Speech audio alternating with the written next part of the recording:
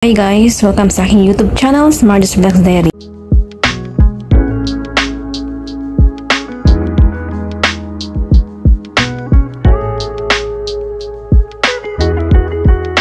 Ito po ang itsura ngayon sa aking kwarto. Makalat mo na siya guys kasi nga may plano ako. Gusto ko siyang baguhin ng pwesto. Oh my God! Wow! Kasi ngayong araw na ito, pinagod din ako ni Madam. 2 hours din kami ayos ng kwarto niya. Yun. So yan yung mga gamit ko na ipapakargo ko yung mga iba dyan eh. Tapos yung mga binibigay yan, yung ano na yan, robe na yan, binigay lang din sa akin ng amo yan. Pati yung mga bag na yan, binigay lang din ng amo kong babae. Yan, ito yung higaan ko. Ang lit-lit na talaga ng kwarto ko guys. Ito yun. Ito yung binigay din ng amo ko niyan. O yan, yung kwarto. Sura ng kwarto ko. O diba? Ang space, sobrang liit lang. Tapos yun yung lagayin ko ng mga labahan. So nagkalat pa talaga yan guys kasi gusto kong ayusin ngayon. Gusto kong baguhin. Yan. Yan naman binili ko ni Madam yung tailor machine. May kutsilyo yung ginamit ko kasi yan sa relo. So yan. Ito naman yung pintuan ko guys. O diba? Kita mo? Tapos yun yung kusina. At ito yung bathroom ko. Tingnan ba yung itsura? O, diba?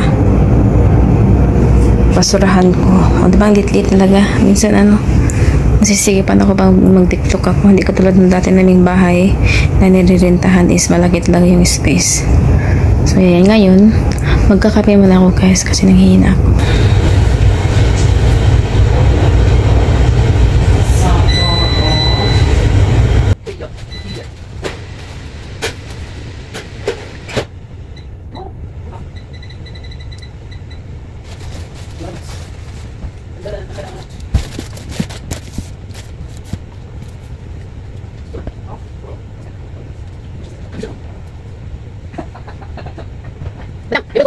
Dito banda guys, kausap ko si Madam tsaka pumasok din si Baba at nag-usap sila tapos may pinapaliwanag kasi dito si Baba tapos yun din pinapaliwanag si Madam yun kaya tumawa-tawa ako dyan kasi nag-usap sila.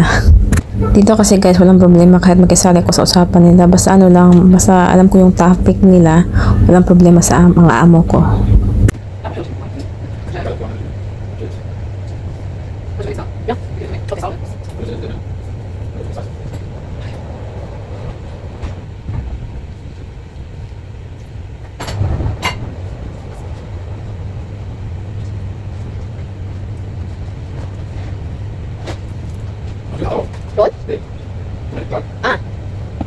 Inutusan kasi ako ng amo ko na lagi kaya tumayo ako at yan, kakabalik ko lang at kinontinue ko yung aking kinakain kasi nga nagugutom ako. So ngayon, tapos na yung kinakain ko at iko-continue ko na rin yung ginagawa ko habang hindi pa ko kailangan ng amo ko. Nice! So ito na guys, kinontinue ko na yung dapat kong gawin para matapos na tayo. Kasi alas 10 nang gabi ako na umpisa eh. So ayan, tinatayo ko yung mga kama ko, yung foam para may space ako at para pag tinanggal ko lahat ng mga gamit ko sa loob ng cabinet kasi cabinet hindi mo pwede siyang hilain na may mga laman kasi nga mabigat siya. Kahit nga wala na siyang laman, mabigat pa rin siya pero carry na siya kasi wala nga siyang laman. So ayan, tinatayo ko yung mga ko, sofa ko, foam ko dyan. Tapos naghanap ako ng mga way dyan. Diyos ko, akala ko guys madali lang. So yung kumot ko kasi lalabhan ko na yan, so ginawa ko siyang sapin. Diyan ko lalagay yung mga damit ko na malinis or yung mga uniform ko para hindi masyadong madumihan.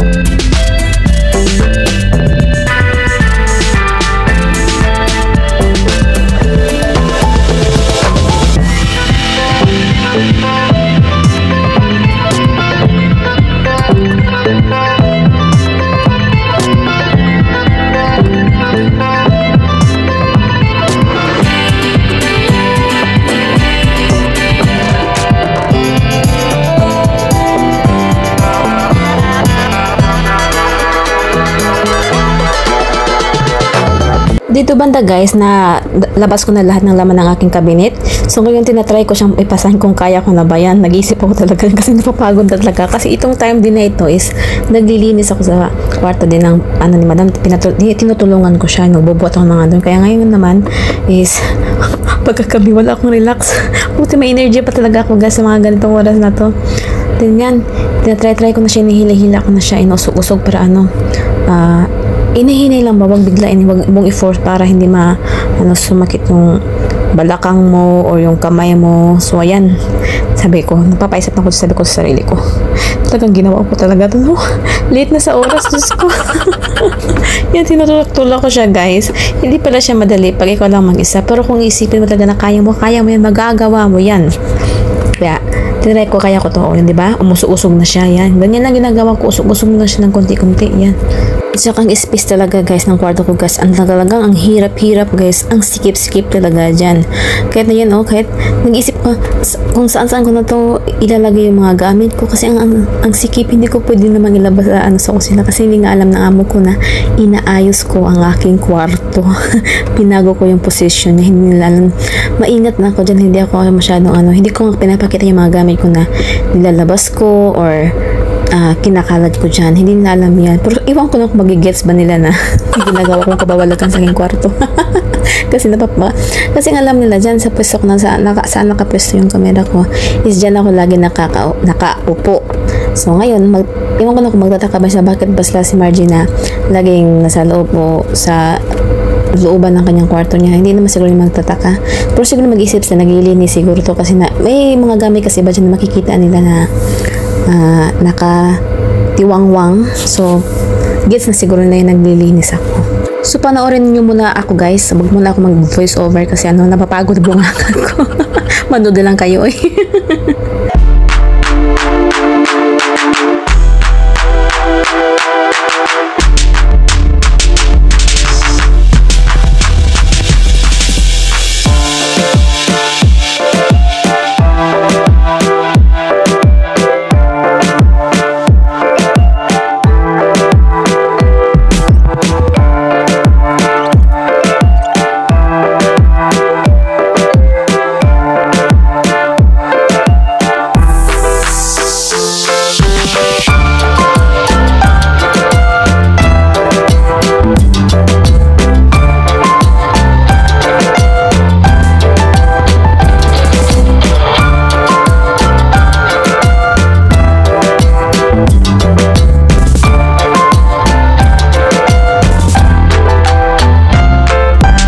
Napapansin nyo guys, nag-t-shirt na lang ako kasi nga sarado na ako ng kwarto ko kasi tulog time ko na, relax time ko na siya. So, pwede na ako mag-t-shirt or kahit maganyan na. So, wala nang amo kasi nasa loob na ako ng kwarto.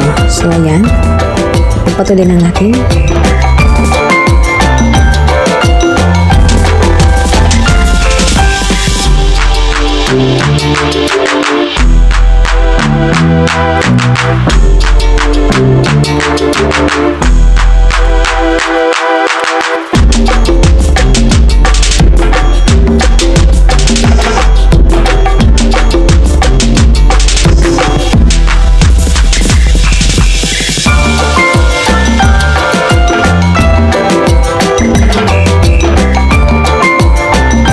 So, ayun na nga guys, na ayos ko na yung kama ko, nalagay ko na sa tamang lagayan na gusto ko. Yun, tapos yung cabinet din, okay na din siya, nasa tamang lugar na din na gusto kong ilagay para nga magkaroon ako ng medyo space na nakakalakad ako ng maayos, hindi yung ang sikip-sikip. So, ayun, inaayos ko na yung kama ko, nilalagyan ko na siya ng pang cover, tsaka mga unan niya, tsaka yung kumot ko, at yung mga damit ko din, inaayos ko na din siya ng maigi. Pero hindi pa rin nagtatapos ang aking vlog na ganito guys. Madami pa akong ginawa dyan. Talagang hindi pa ito yung fully natapos. Kaya panoorin nyo lang ako hanggang sa dulo at nang matapos tayo.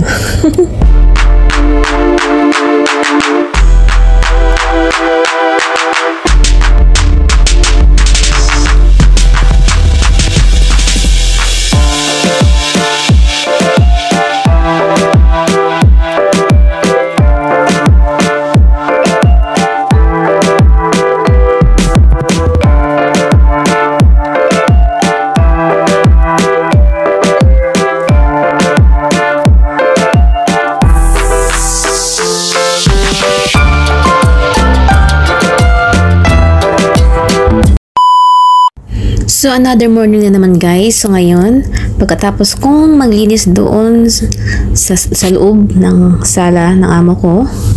So ngayon, dito naman ako mag-focus sa aking kwarto kasi hindi pa talaga siya lahat na okay.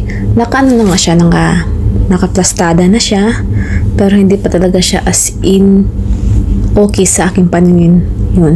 Yung cabinet, okay na yan. Wala nang problema niya. Pati yung kama ko. Kailangan ko lang ayusin yung maigi ang aking mga gamit. Kasi nga, medyo kalat-kalat ba talaga siya guys na imbiyara na ba yung aura ko o yung mata ko kung nakikita ko sa kung saan-saan. Kasi dami ko rin gamit eh. Dami kong gamit na ipapakargo talaga. Mga gamit ko, mga personal na gamit ko. Nag-iipon din kasi ako ng gamit guys. Kasi syempre, pag mag-for good ako ng Pinas Artist, may mga gamit akong na hindi ko naman to napundar. Ano na lang to, mga pinigay lang ng mga amo, yung mga ganyan, yan iipon-ipon ko. Tsaka, ay naku, mga branded to guys ha. Hindi naman siya luxury, pero yung iba siguro, hindi ko lang na para, basta may mga brand to, mga binibigyan ng mga damit, ng among babae, tsaka lalaki. So kaya, yan, nag-iisip talaga ako kung anong kumpin gawin dito. Nakaka-stress talaga guys. Hindi madali pa lang mag-change ng style sa kwarto mo. Lalo na ikaw mag-isa. Talagang pagplaplanuhin mo talaga na mabuti bago mo gawin to. Dapat talaga nakatatak na sa isipan mo kung anong plastad ang gusto mong gawin. So good luck to me guys at panoorin nyo hanggang matapos ang aking video, yung vlog sa araw na ito. Hindi pa to isang araw. Minsan 3 days ko to ginawa, ito this ata 3 days, mga ganun.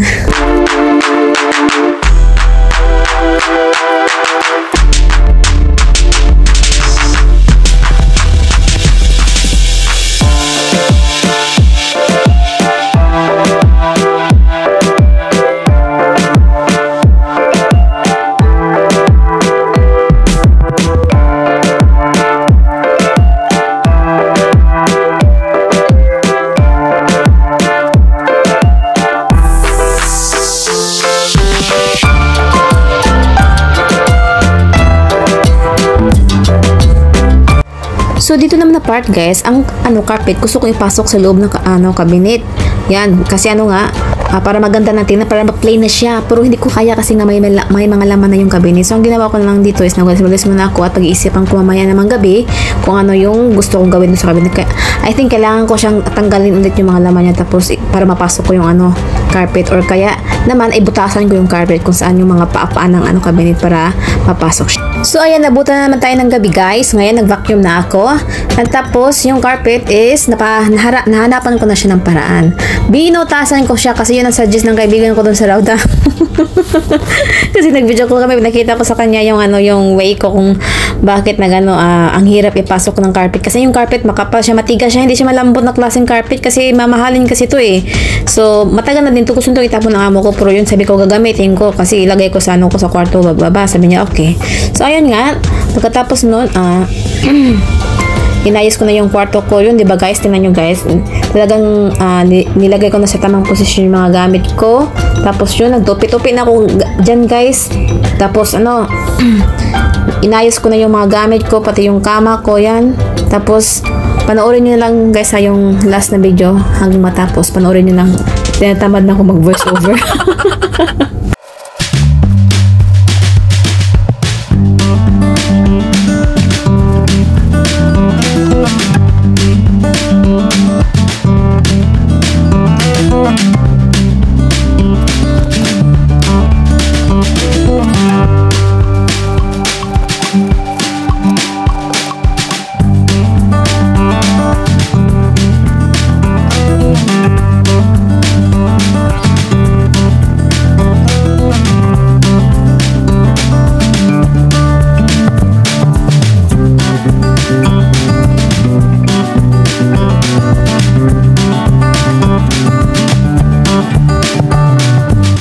So ito na yung final guys ng aking struggling for 3 days. So ayan, natapos na rin. Kahit hindi man maganda yung talagang inayos ko ng mabuti, pero okay na yun, at least maluwag-luwag na yung ko, lalakarin ko. Pwede na ako mag-TikTok dito. Mag-selfie-selfie ng hindi ka parang alam mo yun, parang naiipit ka. So, ito talaga yung cabinet ko guys. Ang bigat niya guys. Solid kasi yan. Kahoy siya na parang ewan yung loob niyan. Tapos ito naman yung loob ng aking cabinet. So, yan. Maayos na siya. And, kunti pa lang ang lagyan ko muna ng madaming gamit sa ibabaw kung may space naman kasi saka ito yung pangkargo ko soon. Mga gamit ko yan guys kasi pangkargo ko din yan. So yun lang guys, thank you for watching, bye.